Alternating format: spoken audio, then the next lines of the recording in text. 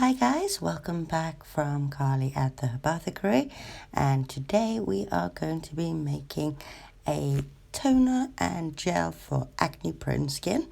As I've stated many times before, I am not a doctor. I am someone who has studied these plants myself. I do suggest getting seeds and growing them at home.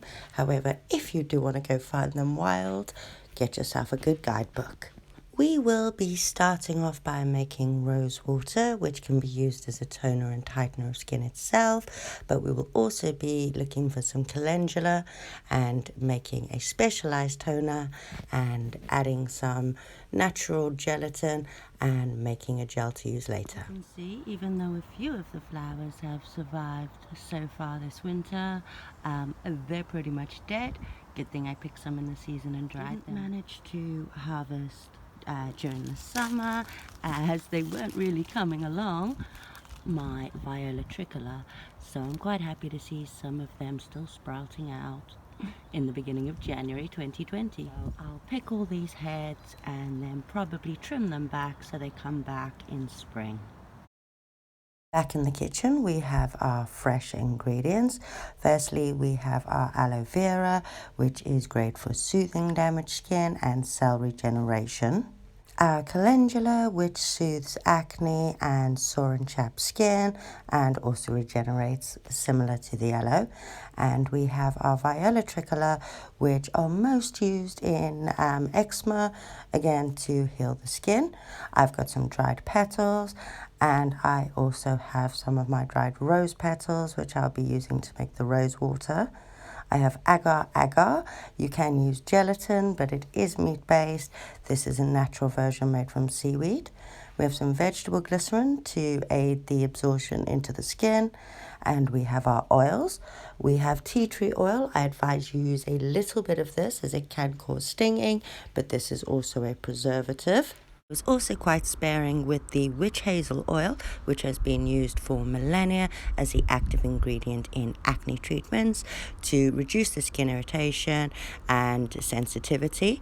The vitamin E oil I was a little bit more generous with, as I don't find that stings, and it is great for healing all the damaged skin afterwards. So back in the kitchen, and I am using a double boiler system as I don't want to use the whole pot. However, you can do. So what we want to do is get the water hot but not boiling before we add in our petals to make our rose infused water.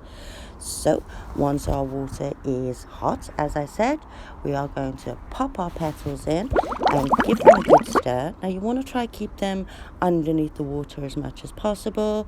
If you don't have the time to stand around and wait while doing this, you can just take a second bowl and pop that on top, and it will keep the petals underneath the water while they steep. And while that is steeping away nicely, I'm going to prepare a rather healthy chunk of aloe vera. Now, as you see, that green slime that you get off it, the greeny color, is aloe, and it is quite toxic. So what we want to do is wash that off as best we can. So in order to get into the aloe on the spiky bit with the rounded edge, you want to take your first slice, turn it, do it on the other side. Oh, excuse me, my knife's a bit blunt. I do advise using a sharp one. Take off that top bit, and then we have access to all the beautiful aloe within. So now running your blade in between the green bit and the bulk of the gel in one smooth motion, you should come away with a very healthy chunk of aloe vera gel.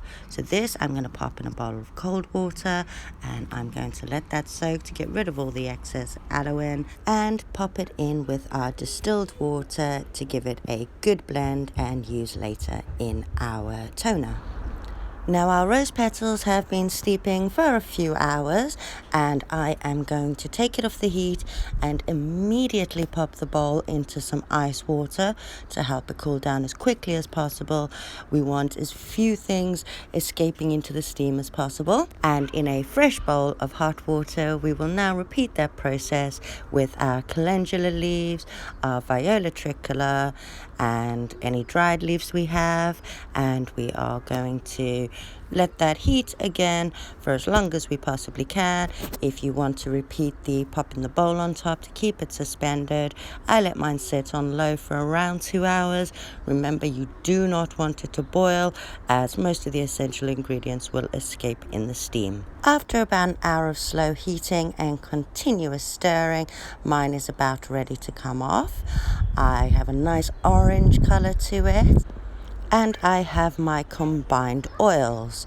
We're now going to pop our bowl over the strainer, and I would normally use a cheesecloth, however I didn't have any today, so we're just going to pour it straight through the strainer, as a lot of our material is quite large. I don't think I'm going to lose any bits through the holes. Give it a good press with your spoon to get as much of the excess fluids out as you can. And now we are going to add the rest of our ingredients. Now, keeping a continuous and steady stir as you do this, I would first add my rosewater. Now, I add about half of the amount of calendula water as I do rosewater, and continue stirring that.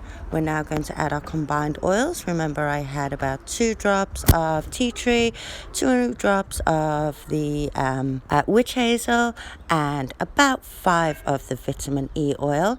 And as I said, I'm going to continuously stir this as I go, adding in my aloe water and giving that a really good stir. Now, you want your aloe water as thin as possible, as you don't want any lumps. Now we're going to add about a teaspoon of vegetable glycerin. This will thicken it slightly, but also help it to be absorbed into the skin and keep it moisturized. Now, the final product will be decanted into separate spray bottles. However, for now, I'm going to pop it all in a big jar and we will give it a trial. And now to turn some of this into a gel, I have a clean little jar, I have another bowl with hot water, and I have my agar-agar, which is the natural gelatin. And we are going to put this into the hot water, and we are going to give it a good stir till it is completely dissolved. Once dissolved, bring to the boil for about 3 minutes until you get a frothy bubbles on the top. I've decanted mine into a bowl, making it easier to pour. So now into my agar-agar mixture, I am going to put about 100 mils of my mixture, my toner mixture, and we're going to keep stirring that till it's completely dissolved. And as it cools, that will thicken into a jelly. Mine wasn't cooling quite fast enough, so I pulled out my trusty bowl of ice water and popped it in that to help it cool along the way.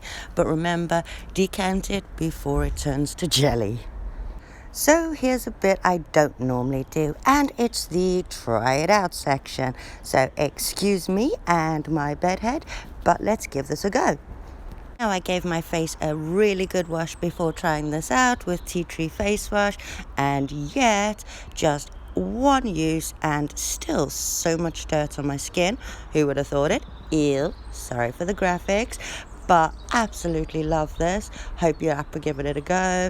I might have used a tiny bit too much tea tree in one, because as you can see, my eyes are getting a bit stingy, but my face feels lovely and firm already. So to finish off my mini facial, I thought I'd cut a little bit of aloe and just use that and moisturize the rest of me. I decided to repeat the process with the flowers with some coconut oil and some soap base and turn it into a soap. Thank you very much for coming back to the Apothecary. Any other items that you'd like me to do a video on, please let me know.